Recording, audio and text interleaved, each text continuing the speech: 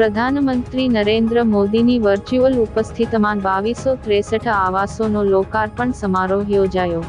સમગ્ર રાજ્યની સાથે ભરૂચ જિલ્લાની 5 વિધાનસભા બેઠકોમાં આવાસ યોજનાના મકાનોનો લોકાર્પણ અને ખાતમુહૂર્ત કાર્યક્રમ શનિવારે જે તે મતવિસ્તારના ધારાસભ્યો રમેશભાઈ મિસ્ત્રી, ઈશ્વર પટેલ, અરુણસિંહ રણા, ડીકે સ્વામી, રીતેશ વસાવાના અધ્યક્ષસ્થાને યોજવામાં આવ્યો।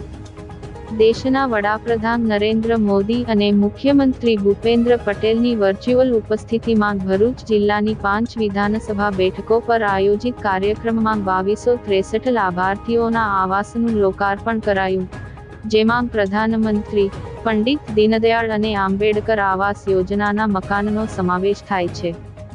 દરેક વિધાનસભા મતવિસ્તાર દીઠ 3 લાભાર્થીઓએ પ્રતિભાવ રજૂ કરી વડાપ્રધાન, મુખ્યમંત્રીનો આભાર વ્યક્ત કર્યો, જ્યારે 5 લાભાર્થીઓને ચાવીની પ્રતિકૃતિ અર્પણ કરવામાં આવી। 5 વિધાનસભા મત વિસ્તારોમાં એક સાથે આયોજિત આવાસ લોકાર્પણ અને કલ્યાણકારી યોજનાઓના કાર્યક્રમમાં જિલ્લા વહીવટીતંત્ર, અધિકારીઓ, પદાધિકારીઓ, આગેવાનો, કાર્યકરો સહિત મોટી સંખ્યામાં જનમેદની જોડાઈ હતી।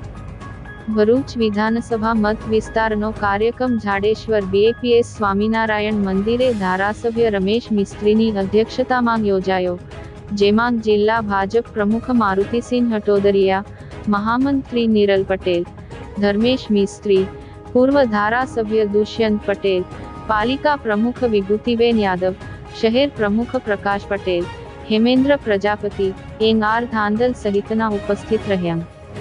ભરૂચના ધારાસભ્ય રમેશ મિસ્ત્રીએ સમગ્ર ગુજરાતમાં 2993 કરોડના ખર્ચે 1,31,454 પ્રધાનમંત્રી આવાસોનું લોકાર્પણ ખાતમુહૂર્તનો કાર્યક્રમ 182 વિધાનસભા બેઠકો પર યોજાયો હોય જેને અભૂતપૂર્વ ક્ષણ ગણાવી હતી।